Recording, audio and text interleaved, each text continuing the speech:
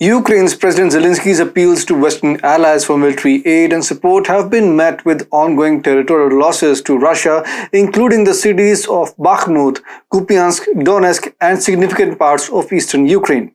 As Ukraine's situation grows increasingly dire, Zelensky's rhetoric has shifted towards blaming Western allies for the losses incurred in the ongoing conflict.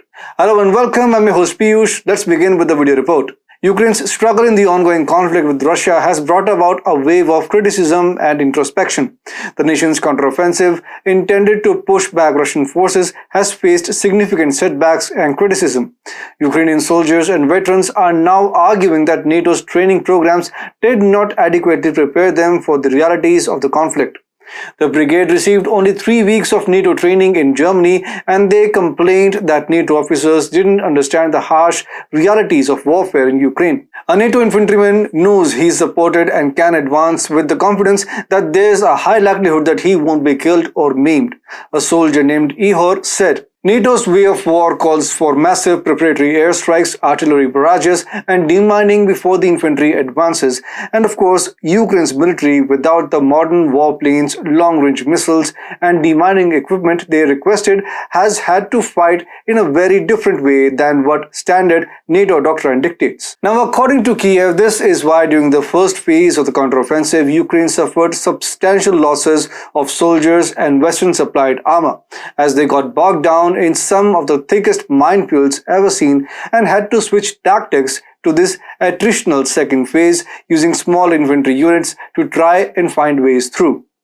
Despite pockets of momentum, the overall success of the counteroffensive remains uncertain. President Zelensky, once hopeful, now finds himself in a difficult position.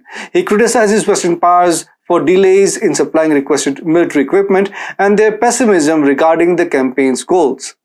Zelensky's shifting tone from optimism to criticism reflects the harsh reality of losing ground in the conflict.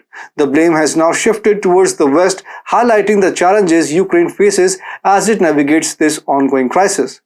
The Russo-Ukraine conflict has reached a critical juncture marked by a combination of President Zelensky's misleading statements and Western interference resulting in unprecedented death and devastation. Zelensky's persistent appeals to Washington and Brussels for military aid and financial support have not halted Moscow's steady territorial gains in Ukraine. One such territory of strategic importance is Bakhmut, located in eastern Ukraine. Military experts assert that the annexation of Bakhmut holds the key to the outcome of Russia's military campaign in Ukraine. The capture of Bakhmut carries significant implications for the conflict's trajectory, providing Russia with a vital base for potential further advances within Ukraine. Bakhmut's significance lies in its logistical value and its potential to influence control over neighboring Ukrainian territories.